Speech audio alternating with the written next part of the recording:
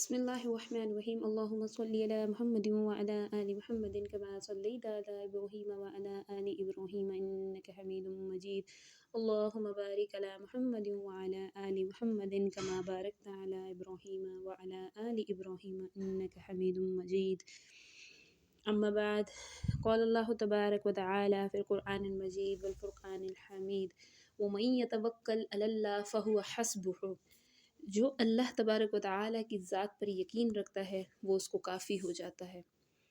توکل سے مراد کیا ہے؟ توکل کسے کہتے ہیں؟ توکل کا معنی ہے اعتماد کرنا، توکل کا معنی ہے یقین کرنا، توکل کا معنی ہے بھروسہ کرنا۔ یعنی جو انسان اللہ تبارک و تعالیٰ کی ذات پر بھروسہ کرتا ہے، اس سے اچھا گمان رکھتا ہے اور یہ سوچ لیتا ہے کہ میرا ہر معاملہ، ہر عمل اللہ کے سپرد ہے، اللہ کے حوالے ہے اور اللہ تبارک و تعالیٰ اس کو سر انجام دیں گے، تو اللہ تبارک و تعالیٰ پھر اس کے لیے راستے غیب سے بنا دیتے ہیں۔ رزق کی پریشانی ہوتی ہے تو اللہ اس کے لیے غیب سے رزق کے دروازے کھول دیتے ہیں۔ حالات تنگی کے آ جاتے ہیں تو اللہ پاک اس کے دل کو سکون اور پریشانیوں سے اس کو نجات دے دیتے ہیں۔ بیمار ہو جاتا ہے تو اللہ پاک اس کو شفا دے دیتے ہیں، اور بہانہ کیا بناتے ہیں؟ یہ اللہ کی ذمہ داری ہے۔ کائنات کے اندر جتنی بھی چیزیں اللہ تبارک و تعالیٰ نے ہمارے لیے پیدا کی، ان میں جتنے بھی حشرات الارض ہیں، جتنے بھی بنی نوع انسان ہیں، سب کا ذمہ اللہ تبارک و تعالیٰ نے اپنے ذمے لیا۔ اللہ تبارک و تعالیٰ نے قرآن پاک میں ارشاد فرمایا کہ زمین میں کوئی بھی چیز ایسی نہیں ہے جس کا رزق ہمارے ذمے نہ ہو۔ یہاں تک کہ ایک پتھر کے اندر اگر ایک کیڑا ہوتا ہے تو اس کو بھی وہاں اس پتھر کے اندر جہاں کوئی راستہ نہیں ہے، کوئی ذریعہ نہیں ہے، وہاں پہ اللہ تبارک و تعالی وہاں پہ اس کو رزق پہنچاتے ہیں۔ اپنے یقین اور اپنے ایمان کو پختہ کرنا ہمارے لیے بہت ضروری ہے کہ اپنے ایمان اور یقین کو پختہ کر لیں۔ جو ہوگا اللہ کے حکم سے ہوگا، اللہ کی رضا سے ہوگا۔ ہمارے لیے جو معاملات ہوتے ہیں وہ اللہ کے حکم، اس کی رضا اور اس کی معیشت سے ہوتے ہیں۔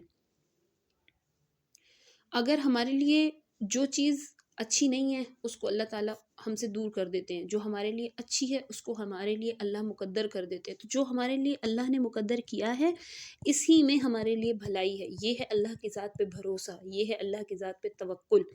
اس میں سوال نہیں ہوتا، جو اللہ کی ذات پہ توکل ہوتا ہے اس میں سوال نہیں ہوتا میرے لیے ایسے کیوں ہوا، اس میں یہ ہوتا ہے الحمدللہ، جو اللہ نے کیا وہ بہترین کارساز ہے، وہ زیادہ جانتا ہے، وہ زیادہ بہتر، اس کو معلوم ہے کہ میرے لیے کون سی چیز اچھی ہے اور میرے لیے کون سی چیز اچھی نہیں ہے۔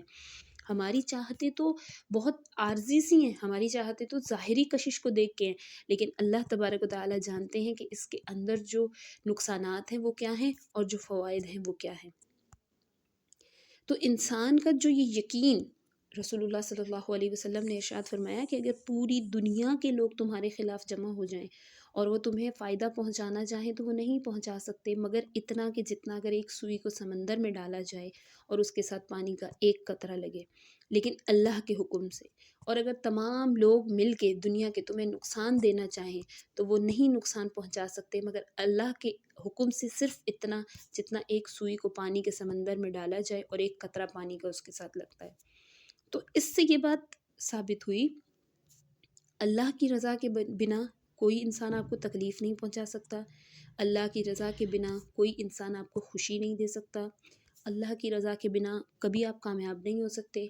ہمارے مقدر اور تقدیر میں جو چیز اللہ نے ہمارے لیے لکھ دی ہے اس سے بڑھ کے ہمارے لیے کسی چیز میں بھلائی، نفع اور کامیابی نہیں ہے۔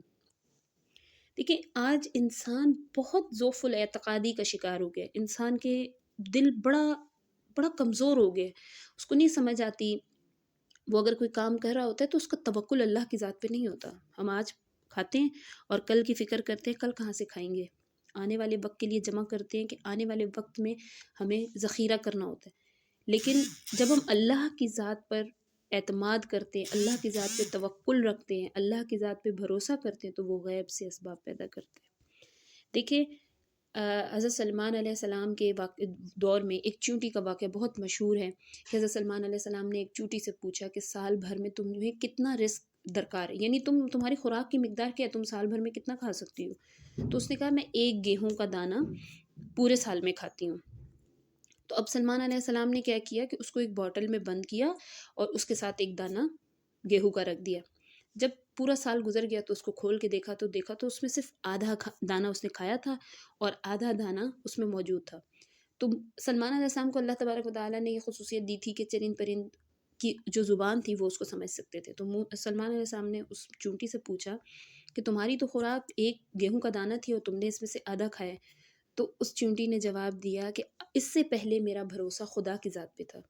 کہتے ہیں نا کہ انسان کا اعتماد پرندوں کی طرح ہونا چاہیے کہ رات کو سوتے ہیں جمع کر کے نہیں سوتے، رات کو جو لاتے ہیں وہ کھا کے سو جاتے ہیں اور صبح جب اٹھتے ہیں تو اس بات پہ انہیں یقین ہوتا ہے کہ کل میرا رب مجھے رزق ضرور دے گا۔ تو اس چونٹی نے کتنا خوبصورت جواب دیا۔ دیکھیں کتنی کمزور سی چونٹی ہے لیکن اعتماد اور اعتقاد اس کا دیکھیں کتنا خوبصورت ہے اور کتنا بلند و بالا ہے کہ اس سے پہلے میرا یقین اور بھروسہ اللہ کی ذات پہ تھا، لیکن جب میرا بھروسہ آپ پہ ہو گیا تو مجھے یہ خوف ہو گیا کہ کہیں آپ مجھے بھلا نہ دیں۔ اللہ تبارک و تعالیٰ کی اتنی بڑی مخلوق ہے اور اتنی بڑی مخلوق میں اللہ تعالیٰ چرند پرند ہر دنیا کی چیز کو، حشرات الارض کو، سمندر کے اندر مچھلی کو وہ رزق دینے پہ قادر ہے۔ تو وہ اپنے بنائے ہوئے بندوں کو کبھی نہیں بھول سکتا۔ اپنے یقین کو، اپنے بھروسے کو اللہ کی ذات پہ رکھ کے دیکھیں۔ آپ ایک بار یہ توکل کر کے دیکھیں کہ میرا اللہ میرے لیے غیب سے راستے بنائے گا، تو اللہ آپ کے لیے غیب سے راستے بنا کے لائے گا۔ آپ حیران رہ جائیں گے کہ یہ میرے لیے کہاں سے آیا۔ ایک بہت بزرگ کا ایک واقعہ مشہور ہے کہ اللہ کی ذات پہ وہ توکل کرتے تھے اور ان کے گھر میں آٹا ختم ہو گیا۔ تو انہوں نے کیا کیا، انہوں نے وہ مسجد میں گئے، اپنی بیوی سے گھر میں کہا کہ تم نماز پڑھو اور اللہ سے صلاۃ الحاجت پڑھ کے مانگو۔ ان کی بیوی نے گھر میں پڑھنا شروع کیا، وہ مسجد میں گئے، انہوں نے صلاۃ الحاجت پڑھی، واپس آئے تو انہوں نے دیکھا کہیں سے کوئی ذریعہ نہیں بنا۔ دوسرے دن پھر انہوں نے ایسے ہی کیا، پھر بھی کچھ، تیسرے دن پھر انہوں نے ایسے ہی کیا تو جو ان کی بند چکی تھی اس سے آٹا نکلنا شروع ہو گیا۔